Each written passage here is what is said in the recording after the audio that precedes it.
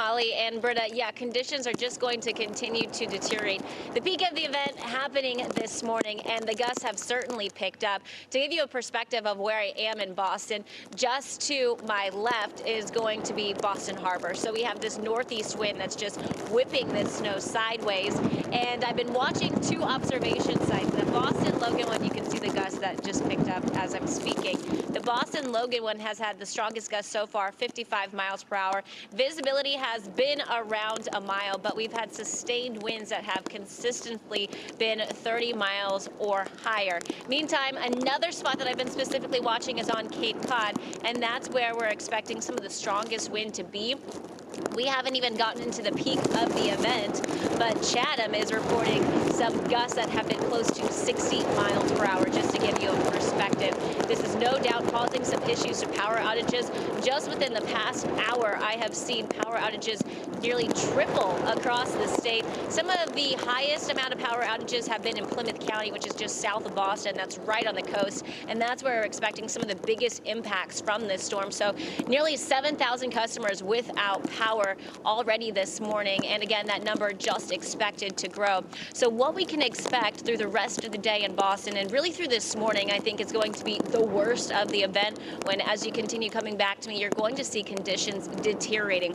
This is when we're going to see the heaviest snowfall rates. A lot of the state could experience snowfall rates about 2 inches per hour, but there even are some spots that could see that higher at about 3 inches. There's a good probability across southeast Mass that is a definite possibility. The heavy snow could continue into the early afternoon, and snow is expected to accumulate until this evening and until tonight. I was just reading the National Weather Service discussion that maybe they'll pull that blizzard warning that runs until tomorrow, but they do expect that at least through tonight is when we can expect that the snow will accumulate. That being said, yes, we're getting a lot of snow, anywhere from 1 to 3 feet of snow expected across Massachusetts. Really, there's a bullseye 2 to 3 inches that's away from the coastline across southeast Mass. That could, or 2 to 3 feet, I should say, that's the bullseye. That could pick up more away from the coastline and across southeast Mass.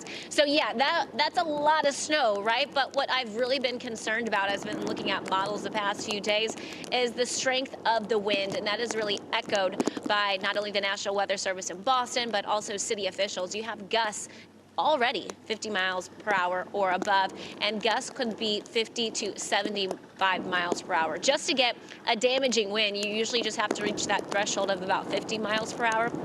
But there's definitely been a signal that we could have some stronger wind, especially felt across Cape Cod and the islands.